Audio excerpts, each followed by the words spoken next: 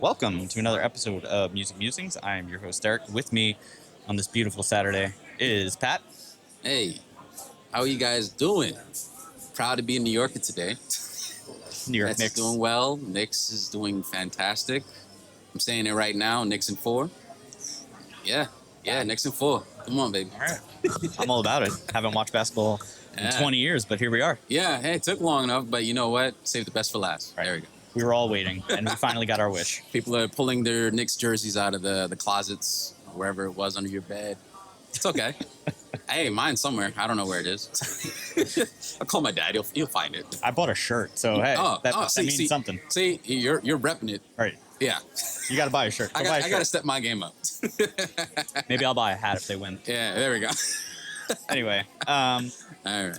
we are at beautiful Focal. Came back. Yes, sir. Want to do another show, so Yeah. we are out in the open. You're going to hear a lot of chit chat in the background. Yeah. But it's a beautiful day. Glad to be here. Shout out to Focal, and yeah, let's get into it. Yeah, this Pilsner is lovely. Oh, Sorry. This, I just had to let that. this IPA is also wonderful. So Yeah, there we go. today we're going to get into one of our favorite artists, Yep. Daft Punk. Ugh. Oh, yeah. It's a long time coming for this one. Yeah. Yeah. We've been talking about it, and Yeah. here we are, finally. Yeah. It's wonderful, and I can't wait to get started. There's a lot to unpack. There's a lot of things I think both you and I individually, love about this duo, but we'll get there. We'll get there. Trust me. Yeah. Have a lot to talk about, a lot of their music, their influences, how Yeah. they started, favorite albums. I mean, Mm-hmm. I don't know. There's so many to choose from, but we'll get into it. Before we get there, though, let's talk about our recent musings and some upcoming new releases. So why don't you start? You want to hit us up with the new releases? New releases. All right. So as of this week, we have Vince Staples' Crybaby. It released on the 5th. Great album. It's a different take than Vince Staples' usual music. It's a little blending of grunge, punk rock, combined with hip-hop elements. It's great. If you heard Blackberry Marmalade, it's pretty much the single. I think we're expecting something great. I haven't still fully listened to it, but the single has been in my rotation for a while. So if you get a chance, give it a listen. If you love Staples, he brings quality to whatever he does. And next is a group we have to admit that Derek has made me a fan of. And the new album, Muse, The Wild Signal, is coming out on the 26th. They've released a few songs. We've heard a little bit, and I gotta say, it might be the old Muse, as Derek might say. Is that right? All right. Yeah. Debate is still out about that. We'll see. We'll see. Fair enough. And next up, single, Ariana Grande made a single. She has a single release. Hate That I Made You Love Me, single for her upcoming album Pedal, which releases next month on the 31st. It's good. It's Ariana Grande, pop, all that. I'm not as sold as a Grande fan, but she does drop hits from time to time. Okay. And I can't deny it. Even I can't. All right. Don't deny Grande. All right, next. This one I'm actually very anticipating. Olivia Rodrigo's You Seem Pretty Sad for a Girl So in Love. She, in my opinion, I think both, a combination of you and Elise have turned me into a fan of hers. I've always heard her music, but now I'm actually taking an active listen. And I think this girl is a hitter. She steps up to the plate. She knocks it out of the park. I'm never disappointed. Wow. Yeah, I haven't listened to too much of her, but the stuff I have listened to, I appreciate a lot, and I think she's a very talented artist. So, Yeah. I need to spend some more time listening to some of her stuff. She's good. She's good. And last but not least, album, Thomas Beltier, if I'm pronouncing his name, probably don't know how to pronounce it. Album, Mirage for Ballet for 16 Dancers, which is, Thomas is one of the duos of Daft Punk. Yeah. Yeah. And I'm indifferent on this album. Maybe I'm just not the target audience. And I'll leave it there. Okay. But yeah, maybe I'll come back to that. Maybe we'll come back to it. Yeah. Who knows? Maybe not. Maybe we'll leave that. I'll leave it in the air. I'll leave it up in the air. That'll be for another day. Yeah. But let's want to do the musings of the week? Yeah. Let's hear yours, sir. All right. Not too much this week. Haven't spent too much time listening to music, Okay. unfortunately. But started off with Muse. Yeah. Haven't really had too much time to go through all their albums, so this week I Yeah. spent a lot more time listening to their older stuff. Mm-hmm. Resistance, all the old albums. Yeah. And then I've been listening to Daft Punk to get Yeah. ready for today's show, Oh yeah. and some stuff on vinyl, which I'll talk about later. And The Dangerous Summer, which is a band I've always kind of come full circle with, Yeah. but I haven't listened to them in a while. Want to listen to some of their older stuff. They're very much a alternative pop punk kind of Yeah. band, Mm. but they have some very good ballads. They're ballads. Yeah. And I think they're all very talented musicians, especially the drummer in that band. I've talked about him before. Ooh. Very talented, very, went to music school. Not that that really means anything, but It does. Sometimes it does, sometimes it doesn't. Yeah. But just very talented. So if you haven't heard of them, go listen to Dangerous Summer. You will be impressed. I'm not gonna lie to you. Whatever recommendation you've been telling me, it's been getting in my rotation somehow. So Hey, I'm a trendsetter. So.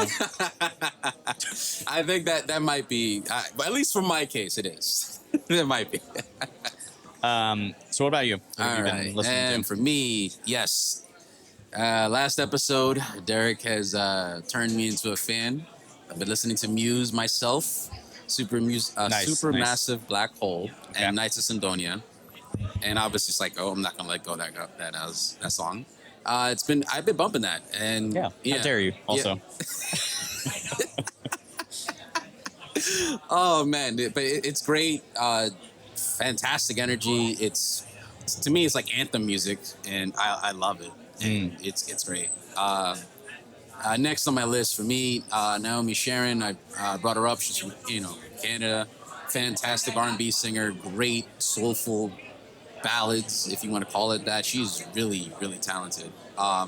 She dropped a single yesterday called Nice. Weak. Nice. It's more of a radio pop mixed with house elements, but Okay. I'm not as sold on her. I prefer her pop R&B versions of her music, but you know what? I'll grow into it, and we'll leave it there. Okay. Next, We'll see. I've been nostalgic about Frank Ocean. I've been listening to Thinking About You, Pyramids, Blonde. Right. Siegfried was one of my favorites off that album, actually. Okay. I've been bopping to a lot of Frank Ocean's old music. I miss him. But he's happy, so it's okay. Yeah. So Godspeed. Yeah. And last but not least, I've been I don't know what's going on with me. I've been listening to James Brown and soul and 60s and 70s. Just been taking over my eardrums as always. I mean, there's nothing wrong with that. Sometimes you just need some James Brown in Yeah. your life. Yeah. So Yeah. But yeah, that's been my musings of the week. very nice. Very nice. So let's get into first segment of this topic today, Daft Punk. We'll start off with who is Daft Punk Yeah. and how did they become the machines from the future? So why don't you give us the introduction here? All right, sure. That's honor. All right, so we're gonna, let's take a time, drive all the way back in the DeLorean to the 1980s. We got two teenagers in Paris. We met at a school called the Lycée Carnot. I'm going to butcher some of this French pronunciation. Sorry, guys. It's okay. We're all learning. We're all learning here. It's a learning show. We're learning. They bonded over records, Beach Boys, Rolling Stones, etc. But they've been vibing to the new acid house coming out of Britain. All right. Now, neither of them know it as of now, but these two kids are about to become a pair that's going to rock with some robot helmets, refuse to show their face for the better part of 3 decades. Most of us probably still don't even know who they are. If we saw them in the street, wouldn't even notice. But they became the most influential acts of history in terms of recorded music. And we're going to talking about Thomas Banquier, and we're talking about Guy Manuel de Homon Christo. I'm just going to refer to him as Guy because I'm not going to say that name all the time. Okay. But these guys have became the duo known as Daft Punk. Now, you're asking yourself, who are these guys? Why should we care? Yeah. And first off, you should care. They're great. Sorry, First off, I'm biased. care. Just care. But Thomas Bantier's father is actually Daniel Vanguarde, I'm pronouncing it right, born Daniel Bantier. He is a highly influential French music producer, songwriter, and disco-era mastermind behind hits for groups like Gibson Brothers and Ottawa. So I think Thomas already had a background in house music, formerly phrased, before house music became house music. Mm-hmm. But just in the era of disco, especially the French version of how they prefer to do house, I think his father Daniel was definitely a good foundation for him to understand music, and obviously, it gave him I think it gave him a little bit of a quick start to understand Right. music production, understanding how elements work, how production works, why things rhyme or smoothly blend well with others, et cetera, which we'll obviously go further and further into. But let's move on to really understanding these school kids, okay? Mm-hmm. So Thomas is born in 1975. Guy is born in 1974. They're school kids in Paris in 1987, and they were brought together simply because they both love music and film, like obsessively. Right. They would make short little films. They would record demos. Teenager stuff. But the difference is these teenagers actually had something going on. And in 1992, they started a band, not an electronic act, but a guitar band, an indie rock trio. They founded a third member, a guitarist named Laurent Brankowitz, through an ad they placed for someone to play with. And they named the band Darlin' after Beach Boys, song. And Banklier Thomas played bass, while Guy played guitar, and Brankowitz handled guitar and drums. So they were like a Yeah. true kind of rock band going on. Wow. Did not know that. But Darlin', they put out a couple of tracks. They end up in a compilation released through a label connected to a band called Stereolab and a British music magazine called Melody Maker. They reviewed their music, especially a particular writer whose name I'm not going to mention because it's kind of feel like I'll be giving them smoke. Okay, all right. But they weren't impressed by the band, and that kind of probably affected them, as they were called a Daft Punky trash. Or thrash. I say thrash. There it is. Air quotes. Yeah. Well, love or hate this person, but this person probably created the thing that we love so much. Right. So thank you. Yeah. Thank you. Thank you for your harsh review. Right. They gave us something else. You gave us a masterpiece. Yeah. So, unsung heroes. Right. And crucially, these guys, they're, early. They decided to abandon the guitars and they decided to go to raves, soak up the house and techno scene that's kind of starting to buzz around the world. Uh-huh. Little pockets of Detroit, New York, obviously very much London and Paris. Yeah. And they decided that was their future. Thomas reportedly bought electronic gear with the money he got from his 18th birthday, and the pivot was history. So now we're stepping out of the time machine. What was their voyage with music? And want to take this one, Derek? Yeah, and I think that's fascinating because I didn't know how they started. So it's interesting they first were kind of playing instruments. Yeah. And I wonder what that would have sounded like if they went that route. Probably very different than what we have today. But right. Yeah, so it's kind of coming out of that time machine, their voyage with music.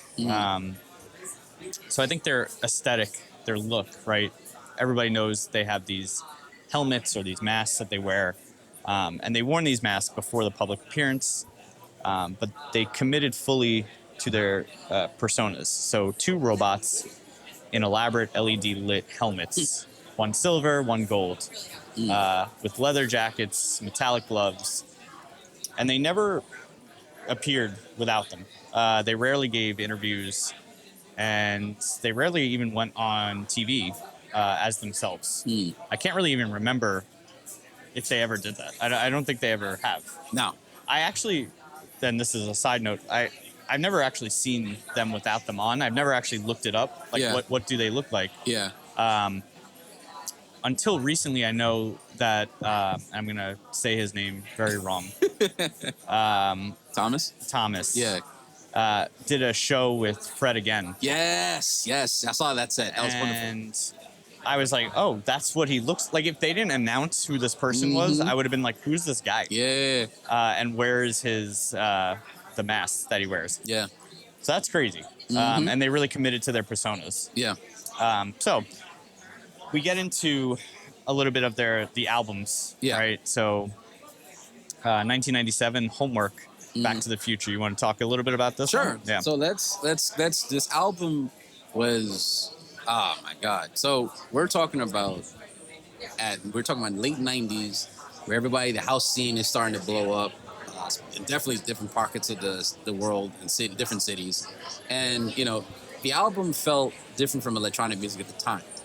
It was raw, energetic. It was packed with a lot of great, unforgettable hooks and choruses. Right. I think the core perspective was to make club tracks with minimal gear and maximum groove, which they definitely did on Revolution 901. I'm just going to give it one of my favorite tracks in that song, on this album.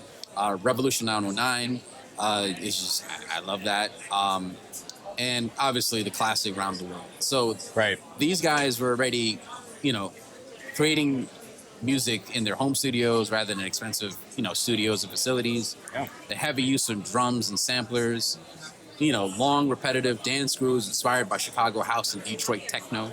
Like I said, every city and especially in the 80s and 90s, every city had like their core sound, like Right. Detroit, Chicago, New York, London, Paris. Like whether house or techno, they had like their own unique flair to it. Right. And what I liked about it, they definitely used Chicago sounds in terms of the like grooves, and I like that. And minimal arrangements. It's rough, it's unpolished, but I think that was on purpose. That dog really likes them. Yeah, I was chatting. I was looking too. With signature elements of disco loops, which is always going to be their core. Right. Core base of their sound, and we'll come back to that. Punchy kick drums. I'm talking about like these, whatever filter they were using, they were not really trying to compress that at all. No. Repetitive bass lines and extended DJ friendly tracks.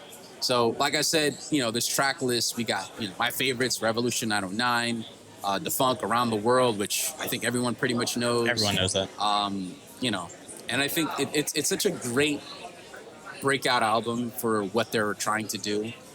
Especially what they were doing became the element. I'm sorry, the core script for what is French house. Yeah. And that filtered, funky, sample-driven, like tracks like The Funk, Around the World became global club staples, like definitely. Yeah. And it's repetitive hooks, but it's really good because that established Paris or France on the map in terms of house music. Exactly. Yeah. Like I would have never known about any of the French house music scene if Daft Punk did not exist. Period. Yeah, that's fair. Right? Yeah, that's fair. I think they were definitely one of the spearheads of doing that because France was very big on disco, obviously 70s and 80s, and obviously like I said, Thomas grew up with his dad Daniel, who was pretty much obviously a music producer and as well as in the disco era. So that obviously influenced Thomas, particular, obviously Guy too, but right. It shows in their music. So, but so Homework. Great breakout album for their duo, starting their journey. Want to take the next one? Yeah, then we get into 2001's Discovery. Oh, yeah. Back to the Past, which, one of my favorites, not my favorite. What? It's one. Okay. Well, you know the one. Yeah, I know. Everybody knows the one. Everyone does, but right. Okay, go on. I'm going to let you continue, please. So 2001, Discovery, Back to the Past. It was sampling as a pop art instead of sounding like house DJs. They started sounding like robots making pop music from old records, which is such an interesting concept that they really thought through, and I think just nailed it. Nailed it. It's as if Homework was raw and clubby. Discovery was almost pure neon nostalgia. Warm, melodic, drenched in late 70s and early 80s disco with a little soft rock, but filtered through these futuristic machines, synths. And that's a skill that they had of just the production value. They knew how to make interesting sounds from all the different resources they had available. So they knew everything about synths and how to use patches and how to use tape machines to get the sound that they wanted. And that's a skill in itself. And I think a lot of people don't appreciate that because they just don't even know the recording process or how production works. So talking about that, the key production techniques that they used, extensive samplings of disco, funk, rock, and pop records. If you ever have the time, go on YouTube. There's so many videos out there of how Daft Punk did a lot of their samples. Yeah. And it's so, you really appreciate how they did it because it's not as simple as like, oh, let me just cut this section of the song. Yeah. No. Yeah. Whatever they did, it was unreal. So like go on YouTube, search how they made One More Time. One More Time. Yeah, I was thinking, wasn't it you who sent it to me? Yes, that when they dragged out and spread out the sample and and they took such small sections of the song and then put it all together. To make it sound seamless. And sped it up, slowed it down. Like it's amazing how you listen to the original song they pulled it from. It doesn't sound like that. No, it doesn't. Of how much they changed it. So that's a skill in itself. Use of the the Akai? I'm saying it wrong. Oh, Akai? Akai? Yeah. MPC, Akai MCs, yeah. samplers, and EMU CP1200 hardware. I'm not gonna lie, I only know about the Akais because I have one, and it is a fantastic tool. Mine's came out 2020, whatever. It's a little newer. Yeah, but the fact that like it is, if you're on the drum side and for production, it is a producer's best friend. Just simply the fact that if you're, especially with the pads of your drums, and you're like, you have your snares, your hi-hats, and your kicks, or your tom, like paired to a specific icon, and you can develop your own rhythm just by tapping it. And you as a drummer understand just very much. So, yeah, so I agree. Vocoder processing. Very good at that. Creative use of auto-tune as an effect rather than a correction, which I love when artists do that. Because auto-tune, yes, is a modern marvel. It really can do a lot for people, but I love people who use it as a creative tool rather than what it was purpose built for. So auto-tune, if you don't know what that is, it's a tool it's a software tool that will correct pitch for people who, actually no, I shouldn't say that. It will fix pitches for singers. But there are a lot of artists out there who use it more as just a tool to alter their voice and alter their timbre. And it's very creative. And I think they were one of the first to really do it. Yes, very much, very much. I'm going to say a thing, and I don't know if you're going to like it. There's a big artist out there who a lot of people didn't know used auto-tune to alter his voice. Drake. Oh, man. Yeah, hey, look, this time it wasn't me, guys. And I'm not saying... Go for it. I don't know what I'm saying, but... Go for it. He was pretty good at using auto-tune not to fix his pitch, but to use it as a tool to give a persona to his voice. But I think Daft Punk did it better. I think for what their sound was, it was like a perfect tool for what they were trying to do. So yes, I agree with absolutely. And they disguised instruments sometimes as other instruments, which was really creative. So signature sound elements that they had, right? Bright, compressed drums, really like out there drums, but it had almost like a crunchy kind of sound to it. Chopped vocal samples, massive filter sweeps, and synthetic and human sounds blended together to give that robotic persona that they were building. Right. And I mean, this album's track list is just, you got One More Time on there, which classic. That's it. But I also love Aerodynamic. Really? Yeah. It's a little interesting at the beginning. I like interesting. Digital Love. Oh, come on. Yes, absolutely. Voyager. I like Voyager. Voyager is one of my. I think that's a slept-on one for me. Night Vision. That is cool. I vibe with it. I vibe with it, but Not 100%. No. Okay, that's fine. I think, like, for me, Something About Us, Too Long, Face to Face, Verdis Kio, I'm pronouncing that wrong, but those are, like, for me, those are the takeaways from that track. And of course, Harder, Better, Faster, Stronger. I had to let you say it. Which, that song has been sampled by... Millions of times. I don't know if that's, like, the most sampled, like song, vocal. Like, Could be. could be. We have to look it up. Yeah, look it up. I'm not going to look it up now. Not right now. We have no internet right now. So Yeah, and I already had half a beer, so kind of not trusting my ability to type. Okay. We're gonna go. We're gonna keep moving on. Keep moving on. So, I mean, this is the album with, you got One More Time, Digital Love, Harder, Yeah. Better, Faster, Stronger. Like we just said, it has been sampled so many times by, Kanye West to make his song stronger, Yeah. which kind of reintroduced Daft Punk to Yeah. a whole new generation. Yeah. Discovery was it was a top 10 hit in Yeah. the country, country after country, like worldwide, and it's been highly influential. And you can hear its DNA in so many modern artist songs now, Yeah. and will probably continue. I mean, Yeah. it's just, if you don't know this album, Yeah. what are you doing with your life, Right. First off, and why? stop. Pause the episode. It's okay. Pause it. We'll wait. You Yeah. have a lot of beer. Just you guys go. If you haven't listened to Discovery, go do that. Right. Come and back. Oh, watch Interstellar 55. That little Okay. the anime that they made. That's actually designed for the soundtrack. Correct. And I love that. Then come back to us. Right. And we continue. Because Discovery will change your life. Yes. That was a fantastic. It's just a fantastic album. Yeah, Like, go it's- listen to it. Yeah. Like there's a lot of hits. Period. Yeah. All right, you want to take All right. what So we got after in this? 2005, Human After All. Yes. Now, this is a controversial. Well, it's called. I like to call it Humanity on Display. Now, this album is, in my opinion, deliberate minimalism. It was darker. It was harder. It was more repetitive. It was actually recorded very quickly, and I'm not gonna lie, it's considered one of the most controversial albums because it has a lot of mixed reviews. Now, they stripped down everything after like you just talked about, Discovery.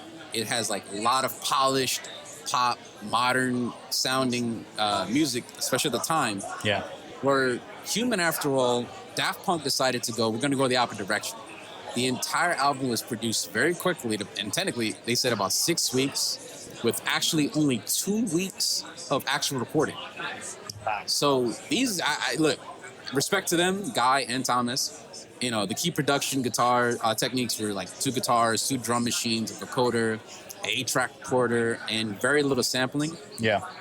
And signature sounds, we talk about repetitive riffs, distortion on the guitars, rhythms that feel mechanic, if any, robotic, if anything. I guess, like I said, that was on purpose. Right. Aggressive compression. Compression.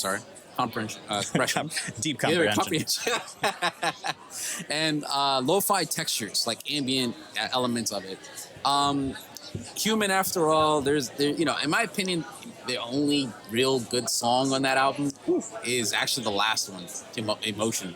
That's the only one I would say it's a takeaway for me. I'm gonna be real honest. Really? Go for it. I've never listened to this album. And you know what? To maintain your love for Daft Punk, I don't want you to. I listened for you. Okay. It's okay. I think Okay. there's songs on there that are okay, but when you stack them compared to Homework, Discovery, and the other two albums we're gonna mention, it's gonna be last on the list. Majority of fans are gonna say it's last. You can't have a home run every time. You can't. Yeah. You just can't. No, And that's okay. But I've never heard this album. It's definitely it was not really, in my opinion, it was okay. It was not as flawless as I think what they were trying to do, but Okay. it had its place. And the place was that the album was supposed to be a very stripped down version of their sound, and I can't personally, I can't. I think, and they might have been trying to experiment, right? to get away from their sound to see what else they That's can true. create, right? Yeah. A lot of artists do that, but their sound is just so. That's why people listen to it. Yeah. It's like, don't change it. That's Yeah. what I want. I want more of your sound. So, Right. yeah, Right. I get it. And I think we, we talked about it before about artists and bands and groups that experiment. Yeah. And normally I am very supportive of it, Sure. but it's just, I guess you're right. I think for me, when we look at what they've done before the two previous projects, Right. and then you listen to this, it feels like, no offense, it should have been like an EP than an album. Okay. That's fair. coming from love. That's fair. That's from like out of love. Like an extended play is better than calling this an album. Okay. If I were obviously I'm not their production team member, whatever. I would have thrown out singles and feel how people felt towards it, Okay. and use it as a measuring tool, and then maybe consider finishing the rest. Sure. But that's just me. No, I get that. But Yeah. listen, they experimented. They tried. Yeah. Just didn't work out. Yeah. And that's okay. It's okay because they had two albums after this that, Yeah. for me, I love. So, should we get into the next one? All right. I'll do this next one. I gotta save you for that. Okay. Yeah. I Yeah, have to I save know Derek what's for coming. this one. I'm for the I know last what's one, coming. guys. Well, don't worry. You can hear me for a little bit more. Now, Tron Legacy. Yeah. Now, the fact that, no offense, these two pair well together. If you haven't seen Tron or Tron Legacy, do not see the last one. No, and don't. Just don't. Don't. Anyway, the first two, great. Third, we don't talk about it.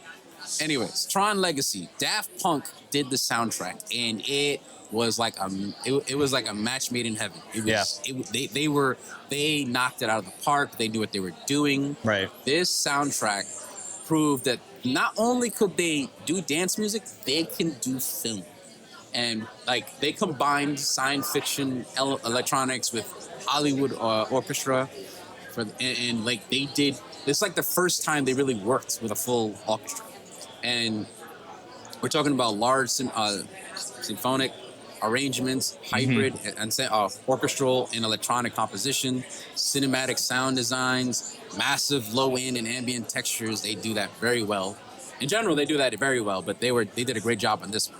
Right. And using synths, strings, dynamic range, and like giving a dark futuristic atmosphere, which is absolutely Tron at its core. Right. So, you're talking about like, this is like the Grid's anthem, okay? Obviously the Grid, I think End of Line was fantastic. I think Arrival and Clue was some of my favorite from this album, but it was just like a great soundtrack, and I think that movie was just paired well with two great producers that loved music, and obviously they must have been huge fans of the first one. Yeah. Because when they came to this one, they brought their A game, and there actually was in the movie too. Yeah. Yeah, they're in that little scene at the club. I'm not gonna go watch Tron Legacy. Yeah. So watch it. You have time. You'll have fun. You have time. Yeah, you have time. It's not going anywhere. Just get somebody's Disney Plus username, password, allegedly. You know how it works. You know how it works. Go find somebody. Take their username, password. Yeah. Or just get a family plan, and everybody's good. You're welcome, Disney. Everybody chip in. It's okay. Chipping. That's how we do it nowadays. anyway. Yeah, absolutely. But anyway, wrapping up, it was a fantastic soundtrack to a fantastic movie, and these guys, as always, just knows how to knock it out of the park. But now I got to hand it over to Derek. Please, take us. And it's an honor. It's truly an honor. This is my favorite album. Yes. From them. One of my favorite albums, I think, of all time, of any artist in general. Yeah. And I have it on vinyl. Oof. Lucky guy. Which it was a pricey vinyl. Anyway, worth it. So this is probably their greatest album they've ever recorded. 2013's Random Access Memory. It just recreate the craftsmanship of the late 1970s studio recording. Mm-hmm. Just the most ambitious production project of their career, I think. And it took roughly about 5 years for them to do this. Used multiple world famous studios, featured elite session musicians, and relied heavily on analog recording methods, which I appreciate because Yes, that's not very easy much. to do and takes Yeah, a no, lot it's of not. talent. Especially in modern days age. Right. That's fantastic. Everybody wants to do Pro Tools. Everybody wants to do whatever. And Yeah. It's like, no, we're going to do it real. Yeah. We're going to do it live. We're gonna do it live. I was waiting if you was gonna make that reference. I love that. Go ahead, man. go ahead, guys. Go ahead. So, key production techniques, which I think were huge for this album. Number one, live drums instead of programmed drums, which make a world of difference. Yeah, and that was very different from comparatively. But yes, you're absolutely correct. Like, it's just such a... Live drums are probably the greatest thing ever. And I know I'm a little biased because I play the drums, Hey, but like... you're not wrong. You're right, though. You're right. If there's a sound engineer out there who can nail live drums, it's the greatest sounding thing ever. 100%. 100%. So you have that. You have real orchestras. A little bit of my Long Island accent came out there. Orchestras. Live bass guitar performances. Analog tape recording. So if you don't know what that is, very simply, a lot of modern artists, when they record, it's all digital. It goes right into a computer hard drive. In the 1990s, Yeah. 80s, Yeah, somewhere yeah. around there, they used analog tape, which was literally just a giant tape deck I was thinking that one in my head. Yeah. that yeah. would record the artist's instruments when they came in.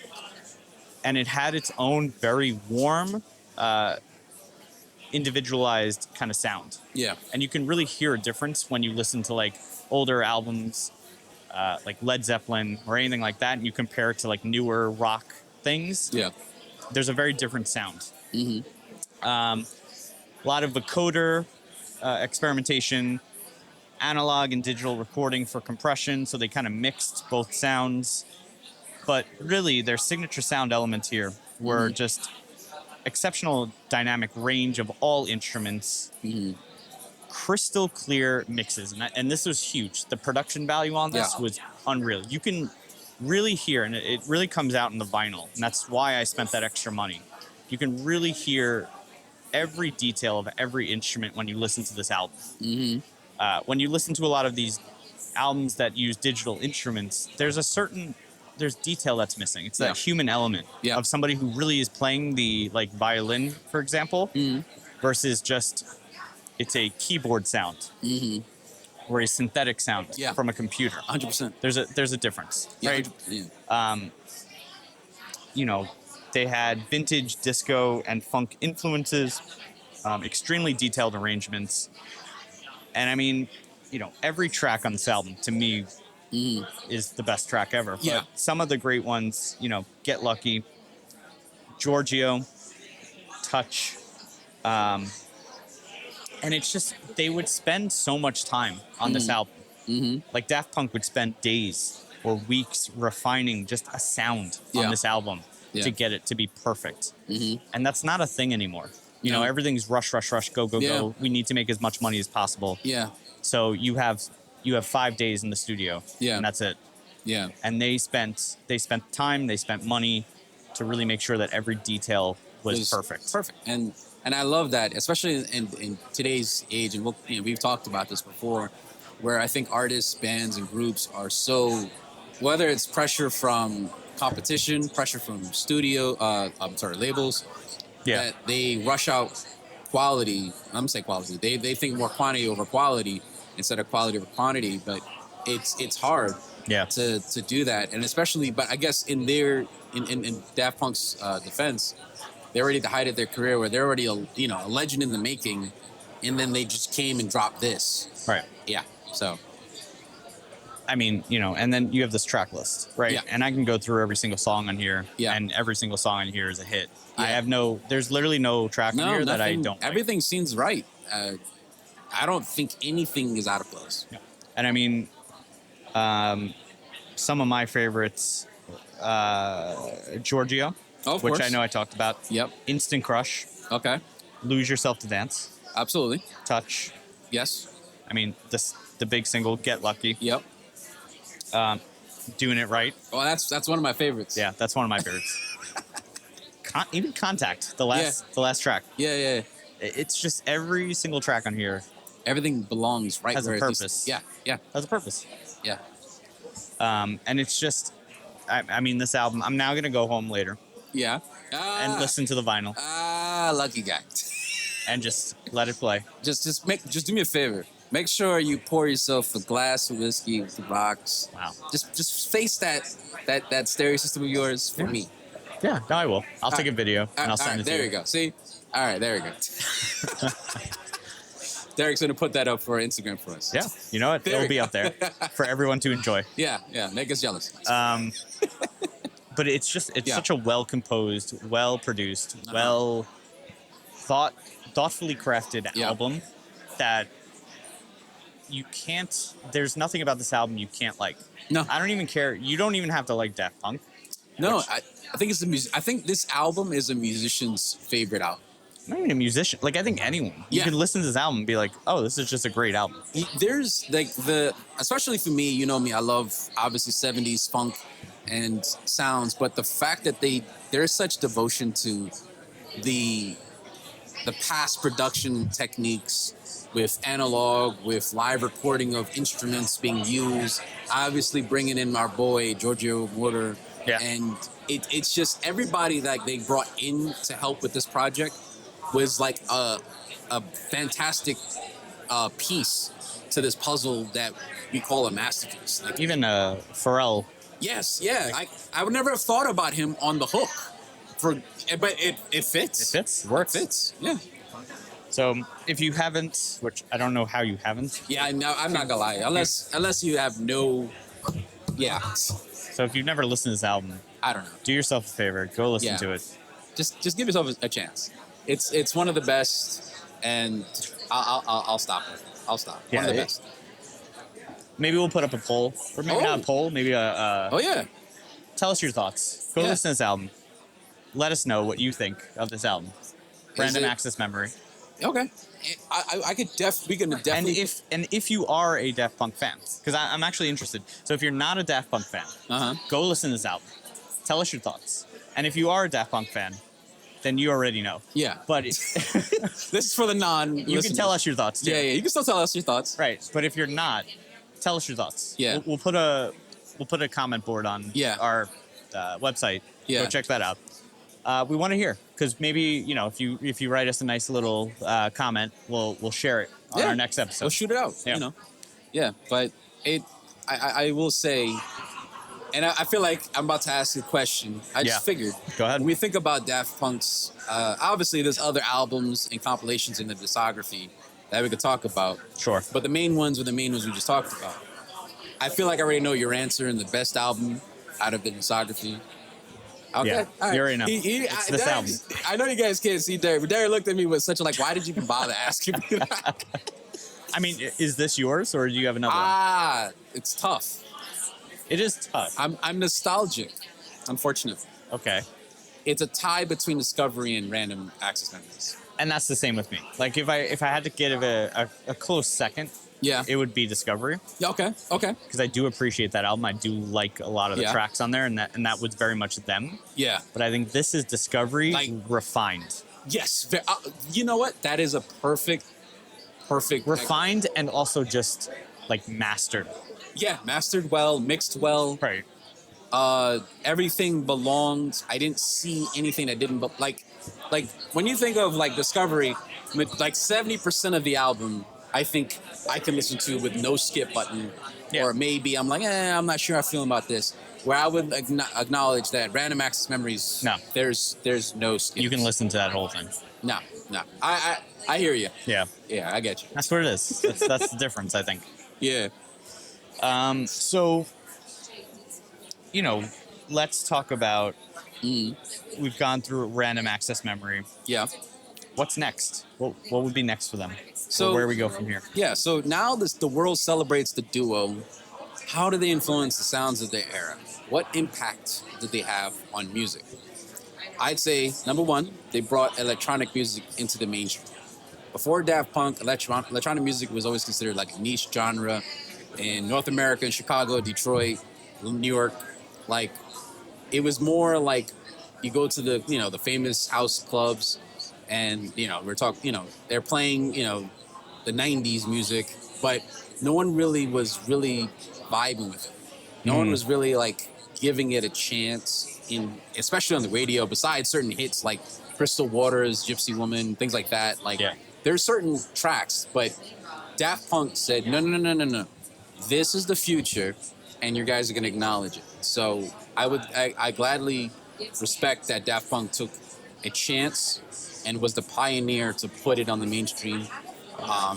They definitely, second, they defined the French house sound, which is now, there's so many different like other producers and DJs that followed after them. Right. But that sound, and particularly using, like I said, the disco samples, funk grooves, house rhythm, which became they put Paris and France on the map in the conversation in electronic music. And you have to thank Daft Punk for that. They were the first to do it. And also they revived interest in disco and funk. By the 2000s, disco influence wasn't as prominent in the music industry in terms of like Chick and Giorgio Moroder and Donna Summer. I've talked about and we've talked about before, but they did that in the 70s. But these guys reminded people that this is why this sound worked, because people loved it then. They're just reminding us that this sound exists. So, I respect them for that. And around the mid 2000s, they did another influential thing, is they influenced hip hop. As you brought up before, Kanye West was sampling Harder, Better, Faster, Stronger for his song Stronger. Daft Punk was influencing, obviously we're using more auto-tune. Singers are starting to use auto-tune in their productions. So, people are becoming more unique with their samples. They're processing vocals a little bit more differently, and they're mixing electronic and organic sounds together. So they 2000s, they changed the game. And I will say that they did so much for other genres of music that people don't sometimes recognize. Yeah, and I agree with you 100% on that. I think they kind of carried that sound of the French disco, put them on their back, and just brought it over and made it worldwide. Yeah. And a lot of people don't understand that. Yeah. And I mean, why would they? Right. If you weren't in that scene, or if you didn't know about it, why would you, right? But it's just they kind of took that and made it global, which is, it's impressive on how they did it. Yeah. And they're still relevant today. I mean, there's still people in this generation, still talk about them today, still listen to them today. So they're still a relevant band. Like, absolutely. It's wild. Yeah, absolutely. And like I was saying, I mean, who was it? Thomas played that show with Fred again. Yeah, that was a fantastic set.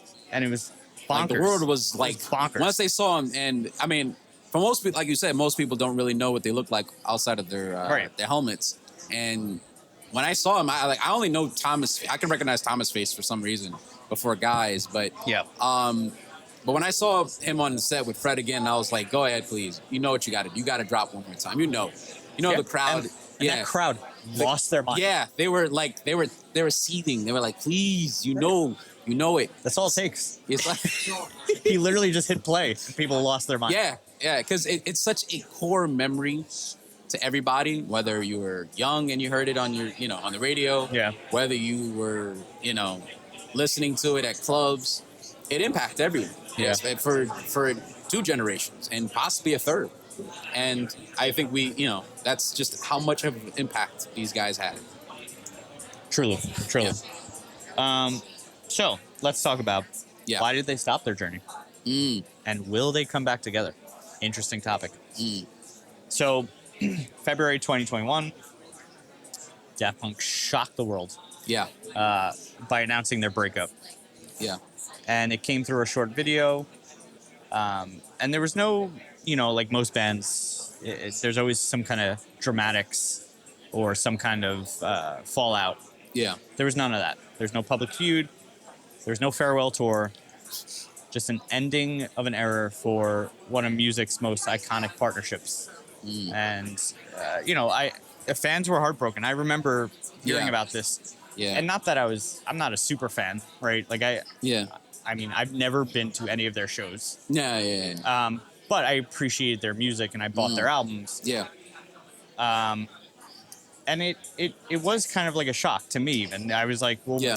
you know, they had so much success at that point still. It's like, why are you stopping now? Right. Because their influence was so strong. So I don't know. I mean, I think they each did their own thing after, right? Like Guy, he rarely ever appears publicly, and has never released a major solo project since the breakup. But there's a lot of rumors and multiple reports suggesting that he has continued working on music behind the scenes and may be developing a solo album, which is interesting. Yeah. But none of that has been released or confirmed, so who knows? Yeah. But he's also been connected to occasional production and songwriting work with other artists in recent years. But again, details are often, Yeah. you know, who knows, right? But he's always kind of remained a lot more private, I think, Guy. Unlike Thomas, and he rarely ever appears in public. Like, I honestly don't even know what he looks like. Yeah. I think I've seen him once without the helmet. Yeah. And that's about it. But Thomas, on the other hand, is a lot more public. He's been active. He's been out in recent years. He's released orchestral albums of mythologies, composed music for ballets, films, fashion shows, large-scale art installations. So he's very much in that scene. Announced a new ballet score, Mirage, ballet for 16 dancers, which was released this June. Yeah. And he's collaborated with many artists and worked on various multimedia art projects. And like we've been saying a few times, has returned to DJing for like these surprise kind of shows, including where he appeared with Fred again in 2025, which was like, I watched the YouTube video of that. It was insane. Yeah, it was fantastic. It was insane. A fantastic set. So there hasn't been any news of their reunion, as it seems like they're both kind of independently working on their own things. Yeah. They are, and like, this is not something against your age, right? They are older guys. They've been around for a long time. Yeah. And it's a lot to do shows and like just to get yourself out there. It's a lot on the body and the mind, right? But who knows? If they do like one random show, it will be insane. Yeah. It would be insane. Yeah, it'd break the internet. So maybe they'll do that. Who knows? Yeah. I can see it happening. I think in the next possibly couple of years, they'll be like, all right, you know what? Do you guys want to, come we'll do back? a show. We'll do a show. Yeah, that's true. And I love that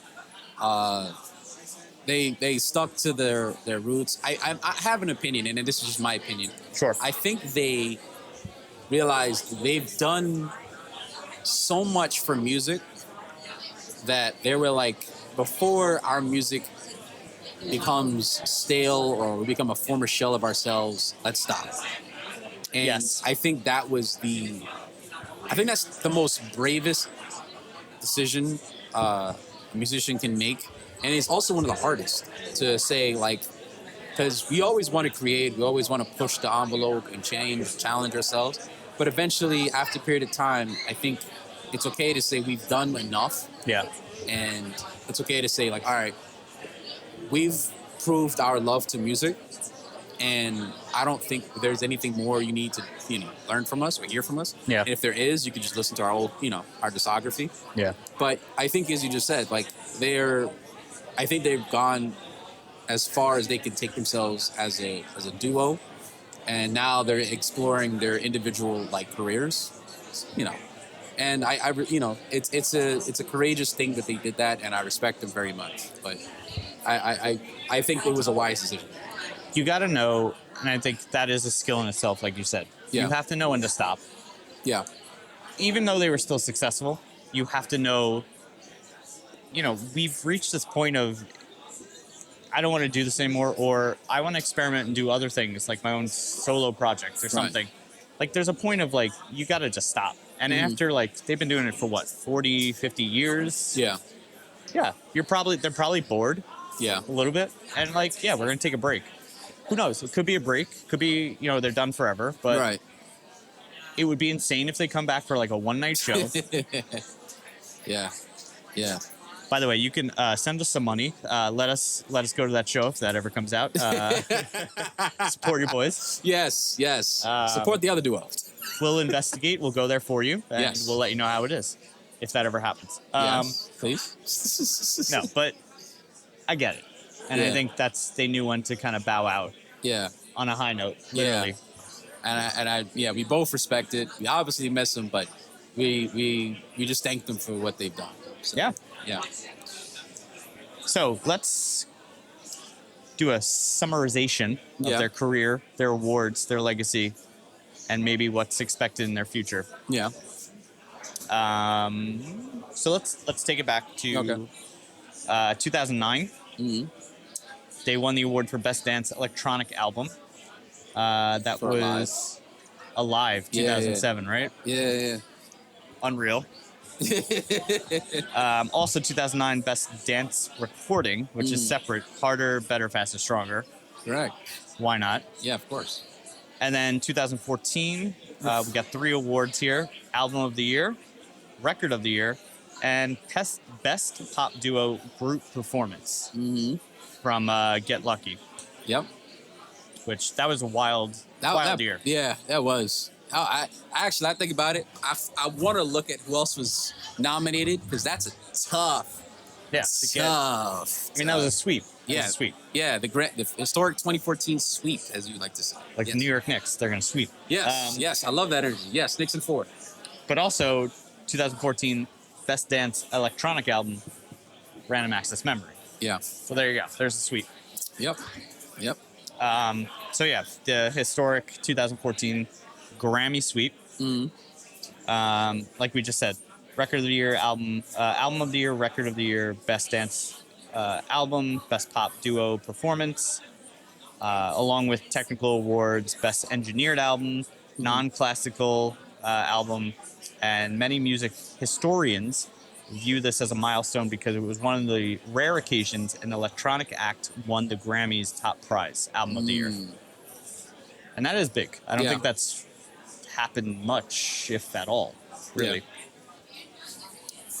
And then notable Grammy nominations. You want to talk through these? So they've received nominations throughout their career, including on tracks like "The Funk," "Around the World," "One More Time," "Human After All," and obviously, underrated in my opinion, the Tron Legacy soundtrack. Yeah. The beloved album "Discovery" never truly received the Grammy nomination, largely because at the time modern electronic music wasn't really categorized. The categories for like Grammys weren't really existed yet. So it was after then they were like, okay, we got to really start bringing them in the conversation, Right. Because of how much they were impacting music, mainstream, and just clubs all around the world. So yeah, but beyond the Grammys, Daft Punk has also received recognition from the Brit Awards, MTV Video Music Awards. I would imagine because of One More Time. If you want to watch a music video, watch One More Time. It's great. Yes. MTV's Europe Music Awards and French Music Awards, including the Victorious de la Musique. I don't know if I'm pronouncing that right. Probably Nice. butchered it, but Sounded right. my Yankee sounding English. Sorry. But their influence arguably exceeds what can be measured in trophies. Their work inspired generations of artists across electronic music, pop, hip hop, film. Take your pick. They've hit an impact where they were everywhere. Yeah. So wanna walk us out of the Walk us out? Yeah, All you right. do the masterpiece. You gotta do this too. All right. Yeah, no, I mean... So, I mean, in total, right? Yeah. So Daft Punk's biggest achievement wasn't just winning Grammys. Yeah. It was helping electronic music earn the same artistic recognition as rock, pop, and traditional album-making musicians. I think Daft Punk has accomplished something few artists have ever achieved. They became cultural icons while remaining mysterious, which that's impressive in itself. Yeah. They created music rooted in the past while sounding like the future, and they proved that electronic music could be artistic, emotional, and universally loved. So whether your favorite song is One More Time, Digital Love, Get Lucky, or Around the World, Daft Punk's music continues to inspire artists across every genre. And as they famously remind us, music is about discovery, and Daft Punk gave us plenty to discover. So Love that. seems being human is all about discovery. We should embrace that. Absolutely. Pat wrote that. I wanted Derek very to say creative. it so he can get credit for it, but yes. No, that's all Pat. Yeah. Not all me. It definitely isn't. But yes. But to these guys who, like, I think we both bonded, differently on Daft Punk, and it is, for me, they were one of the blueprints for making me really appreciate electronic music. I always loved it. Well, I liked it growing up, but when I heard it one more time, I just was like, what am I listening to? And I think that's what started the conversation for a lot of music producers, as well as artists throughout the world, and especially the fact that, like I said, they don't get enough love for this, but they created the French house music scene for electronic. Because whenever we talked about electronic music, it's always like Chicago, Detroit, and even New York to some degree was in that conversation, and London too. But the fact that they carved a piece of that real estate for France, particularly Paris, I love them for that. Yeah. So thank you guys. Wherever you want. Thank you, Daft Punk. But yeah, so thank you for listening to this episode. If you have any comments, please leave them on our website, which will be linked in the bio of our podcast. Also, please respond, leave comments for our poll that we will have on this week's website. Yeah. And subscribe to our playlist. We'll update with some of our favorite Daft Punk songs. Yeah. And any other questions, email us. Yeah. But thank you for listening. Thank you. Take care. Thank you for listening to today's podcast. If you have an idea for an intro or an outro that we could play on our show, please send to musicmusingspodcast@gmail.com. If you have any questions, comments, or ideas, please email us at musicmusingspodcast@gmail.com.